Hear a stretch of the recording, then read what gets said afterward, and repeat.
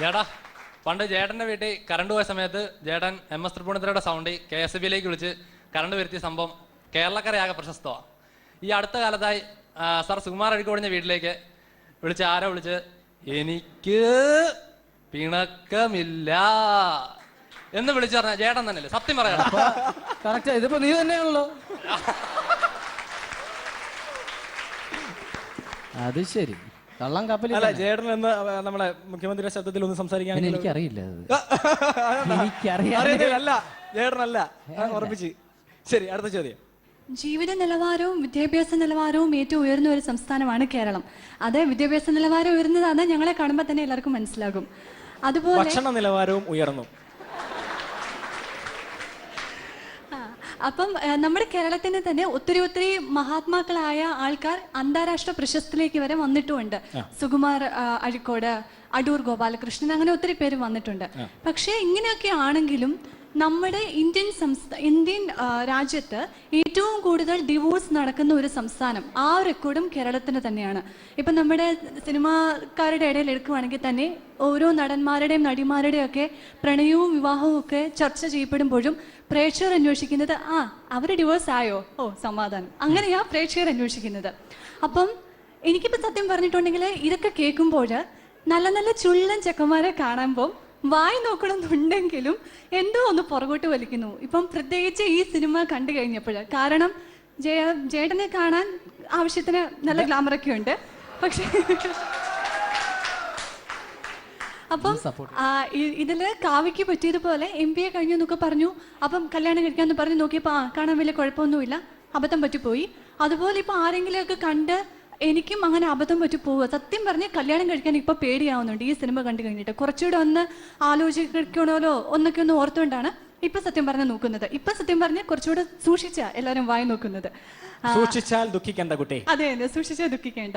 അപ്പം ശരിക്കും ഇങ്ങനത്തെ കുറെ ഞെട്ടിപ്പിക്കുന്ന സത്യങ്ങൾ കണ്ടിട്ടാണോ ഈ കഥ, ഇവർ വിവാഹിതരായാൽ എന്ന സിനിമയുടെ കഥ എഴുതാനുണ്ടായിരുന്ന ഒരു ഇൻസ്പിറേഷൻ? കൃഷ്ണ സർ, കാരണം നമ്മുടെ കുടുംബങ്ങൾ ഓരോ കുടുംബങ്ങളിലും ഇപ്പോൾ ഞാനൊരു ഭർത്താവാണ്. എനിക്കറിയാം, ഒരു ചെറിയ പ്രശ്നം വന്നാൽ ഞാനും ഭാര്യയും ആദ്യം ഒന്നൊരു ഈഗോയിലേക്ക് ഒന്ന് പോകുമായിരുന്നു. പക്ഷേ എനിക്കൊരു മകനായി കഴിഞ്ഞപ്പോൾ ഞങ്ങൾ ആ ഈഗോയിസം അല്പം ഒന്ന് മാറ്റിവെച്ചു. കാരണം ഞങ്ങളെ കണ്ടാണ് എൻ്റെ മകൻ വളരേണ്ടത്. ഈ സിനിമ കണ്ടവർക്കറിയാം, ഇതിൻ്റെ അവസാനം പറയുന്ന മെസ്സേജും അതാണ്. നമ്മൾ മറ്റേ ഒരു മകനെയോ മകളെയോ നോക്കി നീ ഇന്നാരെ കണ്ടുപിടിക്കുക, മറ്റേയാളിനെ കണ്ടുപിടിക്കുക, അവനെ കണ്ടുപിടിക്കുന്നൊന്നുമല്ല, നീ ഞങ്ങളെ കണ്ടുപിടിക്കുക എന്ന് പറയാൻ ഒരു അച്ഛനും അമ്മയ്ക്കും അർഹത വേണം. അത് തന്നെയായിരിക്കണം ഏറ്റവും അവസാനത്തെയും ആദ്യത്തെയുമായിട്ടുള്ള ഒരു കുടുംബത്തിൻ്റെ ധർമ്മം. ഭാര്യയുടെയും ഭർത്താവിൻ്റെയും ഏറ്റവും മഹത്തായ ഒരു കാര്യമാണ് കുടുംബം എന്ന് പറയുന്നത്. അതിലെ ഏറ്റവും ബലമുള്ള ഒരു കാര്യമാണ് ആ കുടുംബത്തിൻ്റെ കാര്യം. ഇവിടെ എൻ്റെ യുവസുഹൃത്ത് അഭിലാഷും മറ്റു ചങ്ങാതിയൊക്കെ പറഞ്ഞു 23 വയസ്സ് കഴിഞ്ഞാൽ പെട്ടെന്ന് തന്നെ കല്യാണം കഴിക്കണമോ. തീർച്ചയായിട്ടും കല്യാണത്തിൽ രണ്ടിതുണ്ട്. ഒന്ന് ഒരു നേരം പോക്ക് ഒരു മകൻ അച്ഛന് കത്തെഴുതി, അച്ഛൻ എനിക്ക് 24 വയസ്സായി, ഇനി കല്യാണം കഴിച്ചാൽ കൊള്ളാമെന്നുണ്ട്, അച്ഛൻ്റെ അഭിപ്രായം എന്താണ്? അച്ഛൻ്റെ മറുപടി ഒരാഴ്ച കഴിഞ്ഞപ്പോൾ, മോനെ നീ ഇങ്ങനെ കല്യാണം കഴിക്കാൻ തീരുമാനിച്ചു എന്ന് പറഞ്ഞതിൽ വളരെ സന്തോഷം. കല്യാണം എന്ന് പറഞ്ഞാൽ ജീവിതത്തിൻ്റെ ഏറ്റവും അടിസ്ഥാനപരമായ ഒരു ആവശ്യമാണ്. നീ എത്രയും പെട്ടെന്ന് കല്യാണം കഴിക്കണം. പിന്നെ നീ കല്യാണം കഴിക്കുമ്പോൾ ഒരു കാര്യം ആലോചിക്കേണ്ടത്, നിൻ്റെ അമ്മയെപ്പോലെ ഒരു സ്ത്രീയെ വേണം നീയും കണ്ടുപിടിക്കാൻ. നിൻ്റെ അമ്മ നമ്മുടെ കുടുംബത്തിൽ വന്നതിന് ശേഷമാണ് നമ്മുടെ കുടുംബത്തിനൊരു ഉയർച്ചയുണ്ടായത്, അഭ്യുന്നതി ഉണ്ടായത്, നേട്ടമുണ്ടായത്. അതുകൊണ്ട് നീ നിൻ്റെ അമ്മയെപ്പോലെ ഒരു സ്ത്രീയെ കണ്ടുപിടിക്കുക, പെട്ടെന്ന് തന്നെ കല്യാണം കഴിക്കുക എന്ന് നിൻ്റെ അച്ഛൻ. എൻ്റെ അവസാനം ഒരു NB ഉണ്ടായിരുന്നു. ഈ കത്തെഴുതുന്ന നേരം അത്രയും എൻ്റെ അടുത്ത് നിൽക്കുകയായിരുന്ന നിൻ്റെ അമ്മ ഇപ്പോൾ അകത്തോട്ട് പോയി, ഇനി ഞാൻ സത്യം പറയാം, ഒറ്റയ്ക്ക് കഴിയാൻ നോക്കടാ മണ്ടാന്ന്. അപ്പോൾ ഇങ്ങനെ ഈ ബർണാഷയുടെ ഒരു നല്ല നിർവചനമുണ്ട്, കല്യാണം എന്ന് പറയുന്നത് ഒരു മാന്ത്രിക വലയമാണ്. പുറത്ത് നിൽക്കുന്നവർക്കൊന്ന് അകത്ത് കയറാൻ ധൃതി, അകത്ത് കയറിയവർക്കൊന്ന് പുറത്ത് ചാടാൻ ധൃതി എന്ന്. അപ്പോൾ ഇങ്ങനെ വളരെ വ്യത്യസ്തമായ കാഴ്ചപ്പാടുകൾ ഉള്ളതാണ് കുടുംബം, വിവാഹം എന്ന് പറയുന്നത്. പക്ഷേ തീർച്ചയായിട്ടും മുതിർന്നവർക്ക് ഇവിടെ ഇരിക്കുന്ന ഞങ്ങൾ ഭാമയും തനോജ് ഒഴികെ ബാക്കിയുള്ള എല്ലാവരും വിവാഹിതരാണ്. ഞങ്ങൾക്കറിയാം അതിൻ്റെ പ്രശ്നങ്ങളും എന്നാൽ തെറ്റിയെന്നാൽ ഒരാൾ മാത്രമേ ഉള്ളൂ. അപ്പോൾ ഞങ്ങളുടെ മുമ്പിലിരിക്കുന്നവരിൽ 99.99% വിവാഹിതരാകാൻ പോകുന്നവരാണ്. തീർച്ചയായിട്ടും വിവാഹിതരാകാൻ പോകുന്നതിന് ഏറ്റവും ഒരു മഹത്തായ ഒരു ഘട്ടമാണ് കുടുംബം എന്ന് പറയുന്നത്. അച്ഛനും അമ്മയും എന്ന് പറയുന്നത്, ഭാര്യയും ഭർത്താവും എന്ന് പറയുന്നത്, അത് വളരെ ഗൗരവത്തോടു കൂടിയും ആഹ്ലാദകരമായി നിങ്ങളൊരു വളരെ ചിരിക്കുന്ന ഒരു തലമുറയാണ് എൻ്റെ മുമ്പിൽ. പ്രൊഡ്യൂസറിനോട് പറയുമായിരുന്നു, വളരെ സജീവമാണ്. നേരത്തെ പറഞ്ഞ പോലെ കൗണ്ടർ ജയൻ വളരെ നേരം പോക്കൾ വളരെ നന്നായിട്ട് ലീഡ് ചെയ്യുന്നു, കൗണ്ടറുകൾ പറയുന്നു, വളരെ ഇമ്മീഡിയറ്റ് ആയിട്ടുള്ള ഏറ്റവും നർമ്മത്തിൻ്റെ ഏറ്റവും പ്രധാനം പെട്ടെന്നുള്ള മറുപടികളാണ്. നമുക്കത് ആലോചിച്ചാൽ വളരെ ഷാർപ്പായിട്ട് ജയൻ പറയുന്നു, നിങ്ങളെല്ലാവരും കൂടെ ചിരിക്കുന്ന ഒരു തലമുറ തീർച്ചയായിട്ടും മാതൃകയാകാൻ പറ്റുന്ന ഒരു തലമുറയാണ്.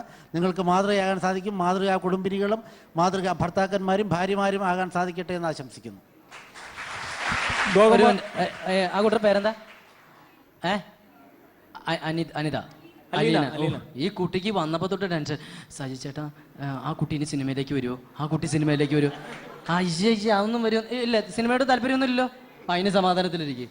ഞാൻ നേരത്തെ ഒരു കൊച്ചിനെ പരിചയപ്പെടുത്തി, ശ്രുതി. ഞാൻ പറഞ്ഞു എൻ്റെ കുട്ടിയാണ്, എൻ്റെ സുഹൃത്താണ്. ഇപ്പൊ ഇവിടെ തന്നെ ജോലി ഉറപ്പിച്ചല്ലോ അല്ലേ? സിനിമയിലേക്കൊന്നും ഇല്ലല്ലോ അല്ലേ? ഈ കുട്ടിക്ക് ആരെ കണ്ടാലും കാണാൻ കൊള്ളാവുന്ന ഒരു പെണ്ണിനെ കണ്ടു കഴിഞ്ഞിട്ടുണ്ടെങ്കിൽ അപ്പം ടെൻഷനാണ് സിനിമയിലേക്ക് വരുമെന്ന്. അതൊന്നുമില്ല മോളെ, കുഴപ്പമൊന്നുമില്ല. അതെന്താ? എടാ, ഒരു ആക്ടർക്ക് അല്ലെങ്കിൽ ഒരു ആക്ട്രസ്ക്ക് ഈ ഒരു ടെൻഷൻ ഉണ്ടാവും. അവനൊക്കെ കുറെ പേര് സുന്ദരന്മാരെ കാണുമ്പോൾ എനിക്ക് ടെൻഷനാ, സിനിമയിലേക്ക് വല്ലതും വരുമെന്ന്. അങ്ങനൊന്നും ചിന്തിക്കരുതേ മക്കളെ. എന്താ? ആ കുട്ടിക്കും കൗണ്ടർ പറയാൻ അവസരം കൊടുക്കും, മൈക്ക് കൊടുക്കത്തില്ല. കൊറേ നാളായി. നിങ്ങൾ ഒരു സത്യം പറയട്ടെ, ചേട്ടൻ കൊറേ നാളുകളായി പൃഥ്വിരാജിന് വേണ്ടിയിട്ട് സിനിമയിൽ അഭിനയിക്കാൻ വഴിപാട് ചെയ്തുകൊണ്ടിരിക്കുന്നു. പക്ഷേ ആ ഒരു സത്യം ഞാൻ തുറന്നു പറയാണ്. കാവ്യ മാധവൻ കല്യാണം കഴിഞ്ഞ ദിവസം അവിടെ ശയനപ്രദക്ഷിണം നടത്തി കൂട്ടിയത്.